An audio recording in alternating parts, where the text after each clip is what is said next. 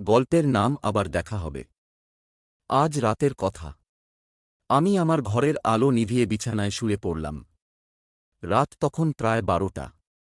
সবকিছু শান্ত, চারপাশে কেবল ঝিঁঝি পোকার একটানা শব্দ। এই শহরে আমি একা থাকি, তাই গভীর রাতেও এই নিস্তব্ধতা আমার কাছে খুব স্বাভাবিক। হঠাৎ মনে হল কে যেন আমার নাম ধরে ডাকছে। খুব নিচু স্বরে, ফিসফিস করে। প্রথমটায় ভেবেছিলাম আমার মনের ভুল। হয়তো ঘুম না আসার কারণে এমনটা মনে হচ্ছে। কিন্তু না, শব্দটা আবার এলো। এবার আরও স্পষ্ট। আকাশ আকাশ। আমি একটু চমকে উঠলাম। উঠে বসলাম বিছানায়। ঘরের ভেতরটা একেবারে অন্ধকার। ঘুটঘুটে অন্ধকার। ভয়ে হাত পা যেন ঠান্ডা হয়ে আসছে।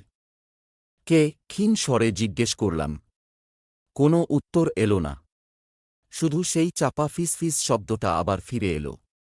এবার শব্দটা যেন আমার ঘরের কোণ থেকে আসছে। আমার বুকের ধুকপুকানি বেড়ে গেল। মোবাইলের ফ্ল্যাশলাইট জ্বালালাম। আলো পড়ল ঘরের এক কোণে রাখা পুরনো আলমারির উপর। আলমারিটা অনেক বছর ধরে বন্ধই আছে। ফ্ল্যাশলাইটের আলোতে আমি দেখতে পেলাম আলমারির দরজার ফাঁক দিয়ে কিছু একটা নড়ছে। একটা কালো ছায়া যেন আলমারির ভেতর থেকে বেরিয়ে আসার চেষ্টা করছে। আমার শরীর ভয়ে শক্ত হয়ে গেল। মনে হচ্ছে যেন কেউ আমার শ্বাস-প্রশ্বাস আটকে দিয়েছে।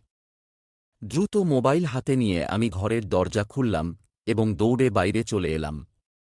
কিন্তু আমার সামনেই বারান্দার রেলিংয়ের উপর বসে আছে সেই ছায়াটা। তার চোখ দুটো যেন আগুনের গোলা। আমি চিৎকার করতে চাইলাম, কিন্তু আমার গলা থেকে কোনো শব্দ বের হল না। আমার হাত পা যেন অবশ হয়ে গেছে।